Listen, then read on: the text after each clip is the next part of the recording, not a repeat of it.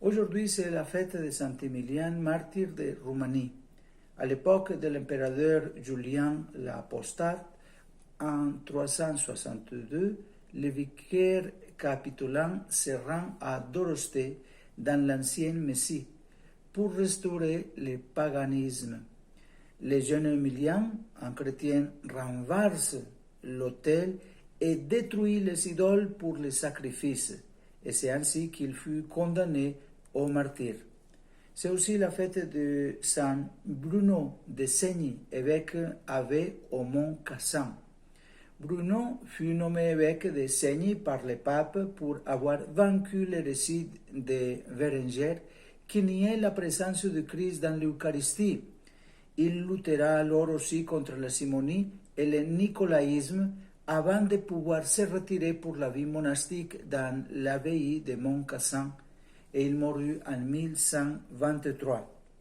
C'est aussi la fête de Saint Frédéric d'Utrecht, qui est évêque de cette ville de l'année 825 à 828. Lui combat le paganisme et la coutume de mariage incestueux. Commémoré comme l'évangélisateur de Frisson, il est porté en exemple comme érudit des Saintes Écritures, et il fut assassiné dans un complot jamais clarifié en l'année 838. Aujourd'hui, nous méditons sur la béatitude. Heureux les artisans de paix, car ils seront appelés fils de Dieu.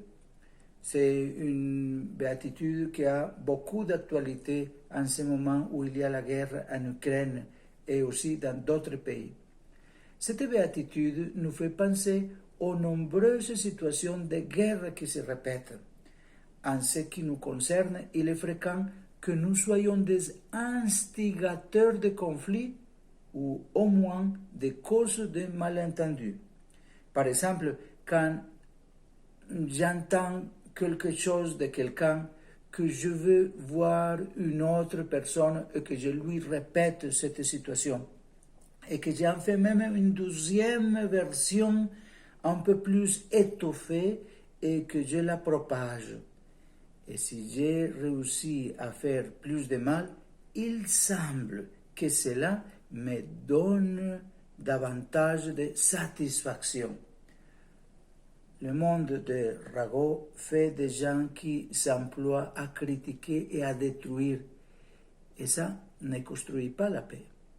Ces gens sont au contraire des ennemis de la paix et aucunement bienheureux.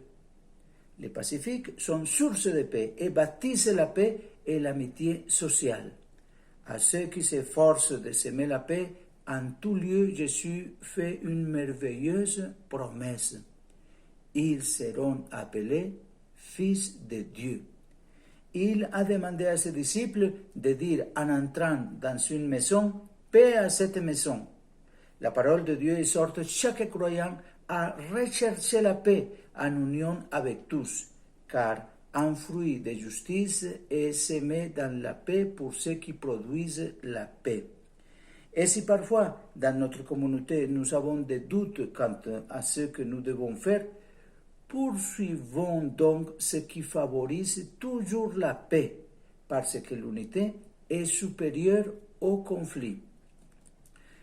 Il n'est pas facile de bâtir cette paix évangélique qui n'exclut personne, mais qui inclut également ceux qui sont un peu étranges, les personnes difficiles et compliquées, parce qu'il y en a, ceux qui réclament de l'attention tout le temps, ceux qui sont différents, ceux qui sont malmenés par la vie, ceux qui ont d'autres intérêts. C'est dur et cela requiert une grande ouverture d'esprit et de cœur parce qu'il ne s'agit pas d'un consensus de bureau ou d'une paix éphémère pour une minorité heureuse, ni d'un projet de quelques-uns destiné à quelques-uns. Il ne s'agit pas non plus d'ignorer ou de dissimuler les conflits, mais d'accepter de supporter les conflits, de les résoudre et de les transformer en un maillon d'un nouveau processus. Il s'agit d'être des artisans de paix, parce que bâtir la paix est un art qui exige sérénité, créativité, sensibilité et dextérité. Semer la paix autour de nous, c'est cela la sainteté, nous dit le pape François. Donc, en ce jour où la situation en Ukraine est vraiment difficile et ce conflit est en train de s'étendre dans d'autres sphères, prions davantage pour la paix. Prions avec confiance et avec foi.